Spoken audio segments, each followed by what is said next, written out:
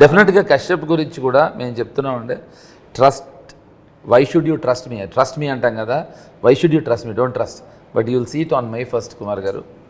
That fellow is coming out with, అంటే I believe దీని తర్వాత కామెడీకి ఒక కొత్త ఒక యాంగిల్ తీసుకొస్తాడు. He'll definitely get a new angle. Kashyap కంటూ ఒక ప్లేస్ క్రియేట్ చేసుకోబోతున్నాడు. డార్క్ కామెడీ జానర్ అనుకోవచ్చు కొంచెం.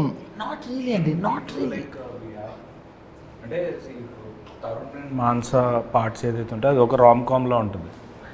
సార్దంతా ఒక కైండ్ ఆఫ్ యాక్షన్ కామెడీ కింద, యాక్షన్ కామెడీ ఆయన పార్ట్.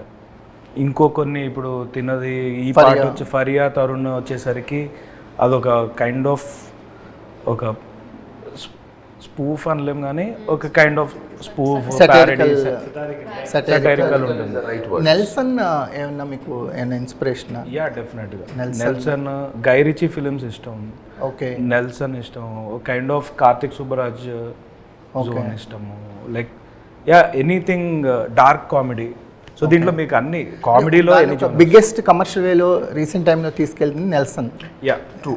నెల్సన్ అయితే ఇట్స్ లైక్ ఈ రీసెంట్ టైమ్స్లో వచ్చిన దాంట్లో అయితే నెల్సన్ అనేది నాకు చాలా, అంటే అరే ఇది నేను ఇలాంటిది నేను చేయాలి అనేది చూడంగానే ఇన్స్పైర్ అయ్యేది. అంటే డైలాగ్కి మధ్య ఒక గ్యాప్లో కూడా అతను హ్యూమన్ క్రియేట్ చేస్తాడు. దట్స్ ఎగ్జాక్ట్లీ అండి. నేను చెప్తున్నా అంటే నాకు ప్రతిసారి తనకు చెప్తా, మీకు సీన్ తెలియదు కనుక తరుణ్ ఫరియా తను సీన్ ఉంటుందండి, అది క్లోజ్, యూ కమిట్ క్లోజ్ అంటే మనోడు, నాకు అది అల్టిమేట్ హ్యూమర్ అండి. Yeah it's your scene. అవునా? నేను అదొకటి. అండ్ నెక్స్ట్ అంటే మీకు అర్థం కాదు కానీ we just relishing it once again. అదే సీన్లో సుబ్లాక్ సుధాకర్ గారిని మోసేయటం, అతనుకున్న ఎసెట్ని మోసేసాడు. The way he tries to, అది తనకున్న హ్యూమర్ అండి, న్యాచురల్ హ్యూమరు.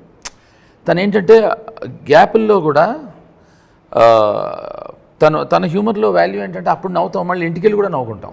ఓకే, రీకాల్లో కూడా అంతే, అప్పుడు కొత్త వాల్యూ తెలుస్తుంది, అది ఓహో ఇది కూడా అన్నాడా అని. సో అదొక టెరిఫిక్ టైమింగ్ ఉంది, వెరీ గుడ్ టైమింగ్.